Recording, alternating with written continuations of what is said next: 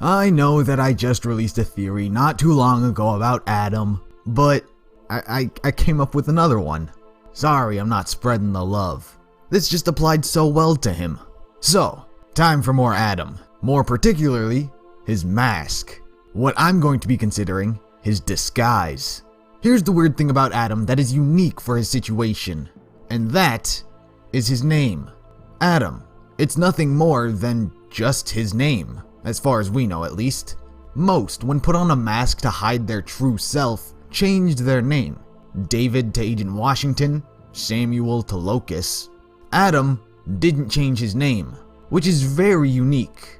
So, for the purpose of this video, whenever I need to differentiate Adam with himself, I'll do that by calling one the Beast and the other Adam.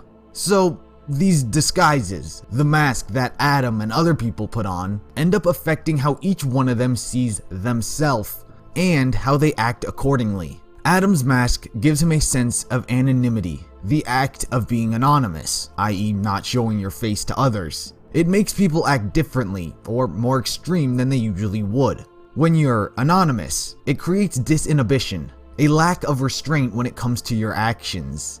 Because by wearing that mask, it lowers the odds of facing the consequences of his own actions. If he ever takes off the mask, no one recognizes him, and they can't exact revenge on him and those he cares about because they don't know who he is.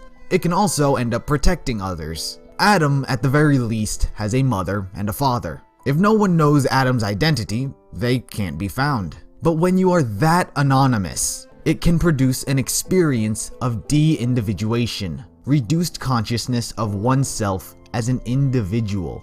Adam is no longer seeing himself as Adam the human, but rather Adam the Beast. He is becoming de-individualized, showing disinhibition. The lack of restraint that Adam and others are exhibiting can result from many causes. Drugs, being encouraged to do so, or even getting lost in a crowd.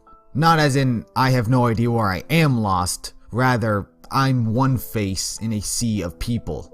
But all those different conditions are fully capable of contributing to de-individuation. However, darkness does both. When you are de-individualized, you become a face in the crowd. You are not a person, you are a group.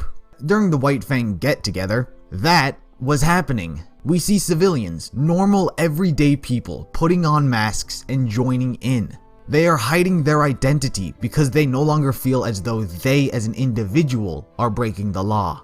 The mask of concealing one's identity is quite magical. It makes people more likely to contribute in impulsive, destructive activities like rioting and vandalism, which is exactly what the White Fang wants. Masks can also bring to light a sense of unintended role-playing, as it were. Sometimes we get lost in our roles.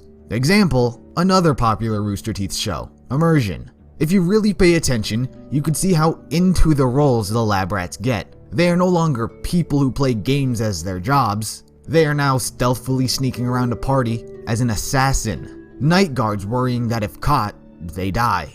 They become lost in their roles. They are immersed, as it were, becoming the roles they put on. It's a perfect way for Adam to build the White Fang's numbers even further with both his mask and others. Reduced self-consciousness diminishes the influence of individual traits and heightens responsiveness to situational cues like the mask one is wearing. Wear the mask of a Grimm, become more animalistic. Reducing self-awareness, the knowledge of your own character, motives, and desires, like many things, can have both its advantages and disadvantages. Part of the disadvantages, the mask can make it easier for the person to lose control. It's harder to judge where the lines you are willing to cross really are. You might step over that line unintentionally. Adam might not have wanted to kill Blake. While he didn't actually do that, he did attempt it. But it might have been in the heat of the moment. Part of the advantages is it can help you feel less pain, less sadness, and less anger. You feel less distracted by your own internal experience, therefore enhancing the awareness of the external environment. Adam is no longer worrying about his internal problems, his sadness over Blake, but rather the problems going on in the world. Same can go for Raven. She has more important things to worry about than her emotions. However, the mask doesn't have to de-individuate when it's part of a role or identity that its wearer takes personally. The beast persona could very well be the real persona, much like how David is Agent Washington.